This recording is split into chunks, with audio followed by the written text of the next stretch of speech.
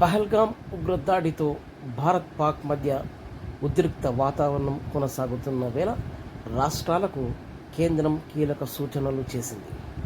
దేశ భద్రతలో పౌరుల్ని సమాయత్తం చేసేందుకు బుధవారం అనగా మే 7 తారీఖు నాడు మాక్ డ్రిల్స్ నిర్వహించాలని కొన్ని రాష్ట్రాలకు కేంద్ర హోంశాఖ సూచించింది.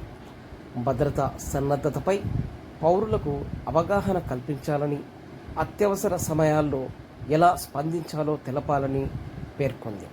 శత్రు దాడి జరిగినప్పుడు విద్యార్థులు, యువకులు స్వీయ రక్షణతో పాటు ఎలా ప్రతిస్పందించాలో అవగాహన కల్పించాలి అని తెలిపింది.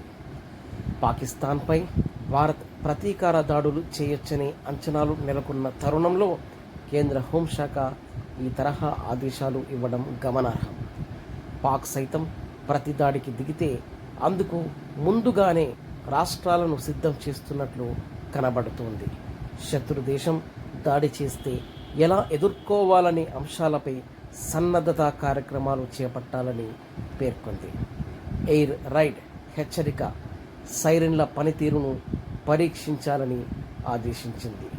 అత్యవసర సమయాల్లో ఎలా స్పందించాలో పౌరులకు తెలపాలని నిర్దేశించింది.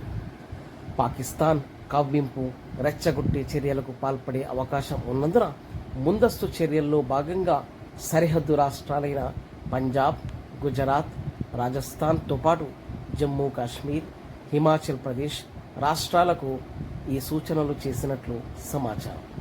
ఆయా రాష్ట్రాలు అప్రమత్తంగా ఉండాలని ఇప్పటికే పలు సూచనలు చేసిన కేంద్రం తాజాగా నెలకొన్న ఉద్రిక్తతల నేపథ్యంలో మాక్ డ్రిల్స్తో ప్రజల స్వీయ రక్షణలో భాగంగా మాక్ డ్రిల్స్ ద్వారా అవగాహన కల్పించడంపై దృష్టి సారించినట్లు తెలుస్తోంది.